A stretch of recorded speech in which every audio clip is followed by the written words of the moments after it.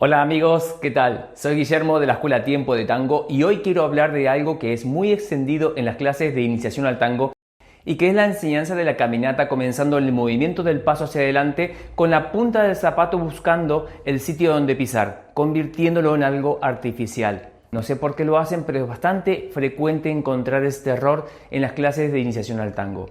Primero, permítame comenzar con lo siguiente. El tango es el único baile que conozco que utiliza movimientos naturales de la vida cotidiana en sus dinámicas. Cuando ves otros bailes como la salsa, la bachata o el vals, usan movimientos construidos para bailar. En el caso del tango, la ventaja que tiene es que utiliza el mismo movimiento del caminar de la calle y lo introduce en sus dinámicas. Obviamente que se ve diferente, porque alineamos la caminata, regulamos la distancia del paso, pero la biomecánica del movimiento es exactamente la misma que la que utilizamos en la vida cotidiana. Y si se fijan bien, cada paso que realizan de forma natural, al entrar en contacto con el suelo, lo primero que llega es el tacón y después la suela.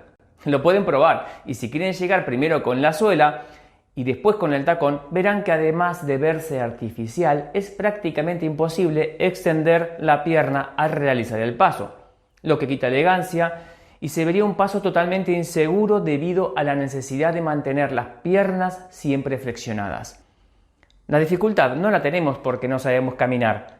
Al iniciarnos al tango, la dificultad radica en que no sabemos caminar con una persona delante y por el miedo a pisar a la pareja. Pero no deberíamos enseñar algo que la gente ya viene haciendo toda la vida, sino proporcionar los recursos para que coordinen, para que pierdan el miedo a pisarse y así preservar la naturalidad del movimiento. Y esto da igual tanto para líderes como para followers. Cuando hagan el paso hacia adelante, tienen que hacer primero con el tacón y después con la suela. Si el problema es que levantan mucho la punta del zapato, eso se debe a que todavía tienen el peso del cuerpo sobre los talones.